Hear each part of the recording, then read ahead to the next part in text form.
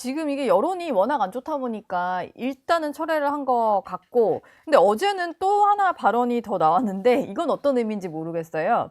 이재명 후보가 군 문민화 공약과 관련해서 국방부 장관을 민간인이 맡는 것이 바람직하다. 뭐 이런 얘기를 했거든요. 그 비법조인 대법관법을 철회했잖아요. 예. 그게 유시민 김어준 대법관법이다. 우리가 이제 일명 그렇게 불렀었잖아요. 그렇게 네이밍을 했죠. 근데 그게 철회됐잖아요. 네. 그래서 이제 유시민 김어준을 국방부 장관 쪽으로 돌리려나? 뭐 이제 이런 생각이 들었는데. 대법관은 안 되니까 대법관 안 국방부 되니까. 장관. 이제 뭐 농담입니다만 예. 이제 그런 식으로 좀 어이가 없다 이런 생각이 드는 게, 일단 우리나라 헌법에는 군인은 현역을 면한 후가 아니면은 국무총리에 임명될 수 없고 국무위원도 임명될 수가 없거든요. 네. 그래서 우리 헌법상으로 국방부 장관은 민간인이에요.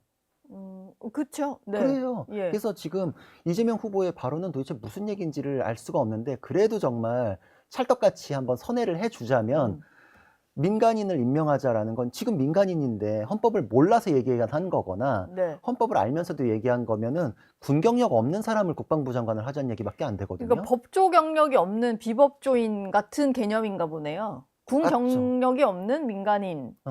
똑같죠. 근데 그러니까 그런 사람이 국방부 장관이 됐을 때 음. 어떤 이득이 있을까요? 뭐 민주당이 원하는 사람을 쉽게 집어넣을 수 있다라는 이득이 있겠죠. 뭐 국가의 이득은 찾아보기는 어렵습니다. 예. 음. 그러면은 저는 미필자인데, 네. 저도 이제 지난번에 대법관, 비법조인 대법관 얘기 나왔을 때 나도 할 수 있나라고 생각했는데, 그럼 저도 국방부 장관도 할 수 있고 뭐 그런 거네요. 그렇죠. 전혀 전문 지식이 없음에도 불구하고. 그렇죠. 그러니까 예. 이게 지금 어떤 일을 하고 싶다라고 했을 때, 내가 그 자격을 갖기 위해서 열심히 공부하자. 요게 이제 상식의 선이었잖아요. 근데 이제 민주당이 그리는 세상은, 민주당 눈에 들면은 네가 원하는 거는 들어주마. 의사도 하고 싶어? 예. 화렴. 네. 변호사 하고 싶어? 대법관도 가능해. 네. 국방부 장관? 뭐 다 이루어지네요. 너 혹시 예. 밀떡이니? 오케이. 네. 너 피규어 좀 만져봤어? 오케이. 국방부 장관. 예. 이제 가능해지는 거죠. 네. 밀떡까지 장관이 될 수 있는 뭐 세상. 일단 어제 얘기가 좀 나왔고, 뭐 구체적인 설명까지는 없었습니다만 당장 좀 논란이 됐는데, 성일종 국민의힘 의원, 이제 국회 국방위원장인데요. 민간인과 현역을 구분짓는 건 표를 얻기 위한 갈라치기다. 뭐 그리고 현역을 배제하는 것도 국가적인 차원에서는 손실이다. 뭐 이런 얘기를 합니다. 왜냐면은 군 같은 경우는 국비로 지원을 해서 엄청난 이제 훈련도 받고 이제 성장을 하는데, 그런 전문 인력을 배제할 이유는 좀 없을 것 같거든요. 그렇죠. 그래서 정말 이해가 잘 안 되는 게, 지금 군대에 가면은 어마어마하게 훈련을 하잖아요. 네. 특히 간부 같은 경우에는 육사에서 4년간 교육해요. 예. 군대에서 무슨 뭐 총 들고 뛰어다니기만 하는 게 아니라 이론 공부를 어마어마하게 하거든요. 그 교범이라고 해서 매뉴얼이 굉장히 많아요. 뭐 우리 FM대로에 이런 말 하잖아요. 네. 그게 필드 매뉴얼의 약자거든요. 그 군대 용어예요. 네. 야전 교범이라 그러는데, 야전 교범, 지뢰 교범 이런 교범들을 다 숙지하고 그 이론을 실제 지역에서 작전 계획하고 투영해 가지고 작전 계획도 습득해야 되고, 네. 뭐 참호는 어떻게 만드는지, 진지구축 어떻게 하는지 이거 다 겪어봐야 알아요. 아니, 이 경험이 없는 사람이 상급자로 오면은 밑에 사람이 어떤 식으로 일해야 되는지 모르기 때문에 정말 엄한 지시들 많이 하잖아요. 그렇겠네요. 그렇죠. 예. 그렇기 일단 때문에 용어 자체가 또 다 숙지가 안 될 수 있고. 그렇죠. 그러니까 지금 그렇게 오면은 모든 전문 지식이 필요한 거에 정치만 아는 사람들이 와가지고 대혼란을 초래한다. 이게 지금 미국에서도 굉장히 뭐 제멋대로의 과학이라고 표현하는데, 네. 벤 샤피로 책을 보면 이런 게 나와요. 지난 그 민주당 정부, 그러니까 미국 민주당 정부에서 있었던 일인데, 과학의 영역에 정치가 들어가면서 비극이 초래됐던 거, 이런 거를 이제 구체적 사례로 이제 꼽자면은, 뭐 코로나 방역을 해야 될 때에도 그러면은 약자, 더 위험에 노출되어 있는 사람, 이제 이런 의학적인 개념에 의해 가지고 접종 우선순위를 두는 건 과학이잖아요. 네. 근데 실제로 그 미국의 정치인들이나 의료계에 있는 정치적 성향을 가진 사람들이 소수인종에게 먼저 접종하자. 심지어 예. 20대, 30대의 소수인종에게 먼저 해야 된다. 그러니까 이게 뭐냐? 과학적으로 그 사람들은 건강한데. 그랬더니 역사적으로 그 사람들은 소외됐기 때문에 그 인종에 대해서는 더 보호할 필요가 있다. 심지어는 거기서 사망률이 그거에 의해서 일시적으로 높아질지언정 사회 정의는 실현된다. 뭐 이랬었어요. 진짜로 있었던 일이에요. 얼마 안 된 얘기네요. 코로나 때 얘기니까. 그러니까 오히려 과학이 정치에 의해 가지고 밀려나고 제멋대로의 과학이 자리를 잡기 시작하면은 시스템이 무너져요. 근데 이게 우리나라에서는 전문 지식에 대한 그런 그 민주당의 인식이 여기서 드러나는구나. 과거에 뭐 의사 배출권도 뭐 공공의대를 통해서 시민단체가 추천하는 사람들을 우선적으로 선발하고 막 그런 거 추진됐던 적이 있었죠. 예. 전문 지식을 가진 사람들이 정치하는 사람들에게는 굉장히 눈에 가실 수 있어요. 왜냐면은 맨날 입 바른 소리하고 그게 자기들 하고 싶은 거에 대해서 제동을 걸 수 그렇죠. 있죠. 예, 전문가들은. 정치는 사실 안 되는 것도 없고 되는 것도 없고 이제 그런 영역이잖아요. 네. 그러니까 정치 영역에서는 쇼컷으로 나 무단횡단 해가지고 뭐 10초면 건너는데 왜 너는 자꾸 신호 지켜가지고 5분간 돌아가라 그래? 맨날 이제 이걸 불만사항으로 여기는데 우린 그러죠. 그러다 사고 나요. 그러다 네. 죽어요. 라고 예. 하는데 아니야. 나 그냥 눈치껏 잘 건너왔어. 이런 사람들 입장에서는 경찰도 내 통제 아래 둬야 되고 네. 검찰도 법원도 전문가도 이제 그런 인식이다 이렇게 생각을 해요. 그러니까 뭐 국무위원들 중에 뭐 웬만하면 이제 정치인들 다 가지만 좀 국방부조차도 민간인으로 해서 어떤 이제 정부 정말로 강력한 통제 아래 두겠다 뭐 이런 게 아닌가 싶은데 말씀하신 대로 다 이제 뭐 군 경력은 있습니다만 김용현 전 장관 같은 경우도 민간에 있다가 이제 들어간 케이스고 뭐 그러다 보니까 굳이 민간인이란 표현을 왜 쓴지는 좀 잘 모르겠네요. 그렇죠. 이해가 예. 안 되는 거죠.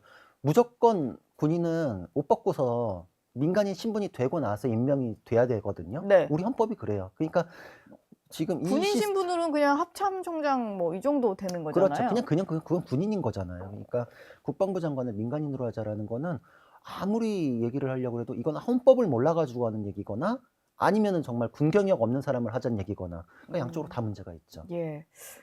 어제 이재명 후보는 그 청년들 만나러 갔는데 대학생들 만난 자리에서 청년 세대 이제 정치 양극화 얘기를 좀 했어요. 실제로 이게 좀 문제가 되고 있는 상황이기는 한데 그러면서 얘기를 했던 게 악성 정치 때문에 청년 세대들이 많이 오염된 것 같다. 뭐 이런 표현을 썼거든요. 근데 그 전에 이제 이재명 후보가 했던 얘기랑 좀 유추해 보면 자기 고백인가요? 자기 고백 같지는 자기 고백 때문에 그렇게 됐다는 뜻인가요? 자기 고백 같지는 자기는 않고 문제 없는데 남만 그랬다는 뜻인가요? 일단 뭐 극우화 이런 얘기를 그 어. 전에도 민주당 쪽에서도 했다 보니까 뭐 그런 취지로 좀 해석이 되는데 자기 자신은 돌아보시지 않네요. 자기도 사실 일조한 건 있잖아요. 그렇죠. 정치의 양극화에 있어서는. 그렇죠. 그러니까 이렇게 극단으로 치닫는 거는 이게 꽁짝이 맞으니까 그런 거거든요. 네. 거기에 대해서 나는 전혀 잘못 없다.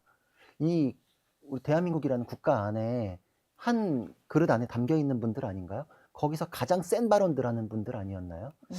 거기에 대해서 포용의 정치를 하셨으면 30번 넘는 탄핵이 있었을까요? 그게 우리나라가 항상 그러던 나라가 아니잖아요. 네. 요번에 벌어진 일들이잖아요. 거기에 대해서 이재명 후보는 정말 남 얘기 하시듯이 하는데 최근에 외국에서 넘어와가지고 후보 되신 것처럼 남 얘기 하시듯이 이해가 안 되는 게 거기에 한 축이었어요. 이재명 후보는 한 축이었기 때문에 뭐 서로 책임을 누구에게 더 크게 지울 거냐의 뭐 차이는 있겠지만 뭐 양쪽이 다 잘못한 거긴 하죠. 네. 그래서 지금 상대방만 잘못했다라는 거는 정말 인식 자체도 잘못됐다라고 생각해요. 심지어 헌법재판소 최근에 결정에도 네. 윤석열의 잘못에는 민주당의 탄핵 남발도 원인이 된다라고 있잖아요. 예. 그 부분이 등장하지요. 등장하지요. 네. 근데 그게 그 사건의 쟁점으로 심판 대상으로 다뤄졌던 게 아님에도 불구하고 굳이 들어가 있잖아요. 국민들의 인식도 오히려 그거보다 더 넓게 헤아리고 계시잖아요. 근데 그거에 대해서 정말 민주당의 일극 체제의 꼭대기에 있는 분이 전혀 엉뚱한 얘기만 하는 거는 인정하고 싶지 않은 거죠. 네. 뭐 본인이 했던 커피 원가 120원 발언 워딩 자체도 막 아니다. 니들이 못 알아듣는 거다. 이제 이런 분들이 뭘 인정하고 싶겠어요. 그러니까 이건 또 하나의 오만함의 표시다 이렇게 생각을 합니다.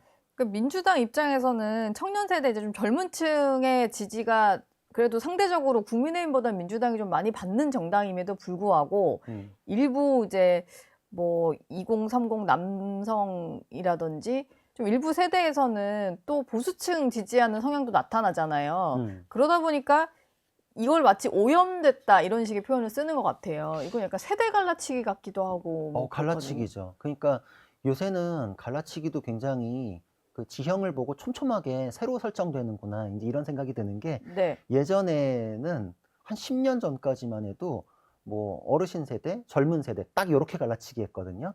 그래가지고 젊은 세대가 굉장히 깨어 있고 민주당의 성향이기 때문에 뭐 이분들 뭐 알바하고 이러면서 투표도 못 한다, 투표 시간 연장하자 뭐 이런 거에 근거로 쓰고 막 이랬었거든요. 네. 근데 오히려 젊은 층에서 민주당에 싸늘한 시선을 보내다가 완전히 이제 등을 돌리니까 청년들은 미숙하다, 정치를 모른다, 막 이렇게 공격하더라고요. 그래서 예전에 제가 기억에 남는 게 네. 김어준 씨, 막 그런 식으로 세대 갈라치기 해가지고 어르신들에 대해서는 막 뭐 폄하하고 젊은 세대에 대해서는 뭐 칭송하고 이러다가 이제 나중에 와가지고 이제 젊은 세대는 미숙하대요. 그리고 본인이 그래서 예전에 그런 식으로 했지 않냐라고 이제 반론을 받으니까 내가 지금 나이 먹을수록 생각이 깊어진다. 뭐 이제 이런 식으로 하고 그래요. 어. 말이 달라지는 게 아니고 생각이 깊어진다. 뭐 예. 하여튼 이제 뭐 항상 자기만 옳다는 사람들은 이제 그러게 하겠는데 네. 세대로 나누는 것도 촘촘하게 이제 이러다 보면은 뭐 지역별로 갈라치고 성별로 갈라치고 뭐 이제 학교별로 갈라치고 이제 막 그렇게 할 텐데 예.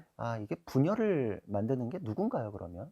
다시 물어봐야 될 것 같은데. 그러니까 사실 생각이 다르다고 뭐 오염된 청년은 아닌 거니까. 그쵸. 그 예, 오염이란 그 말 자체가 너무 소름 돋는 거죠.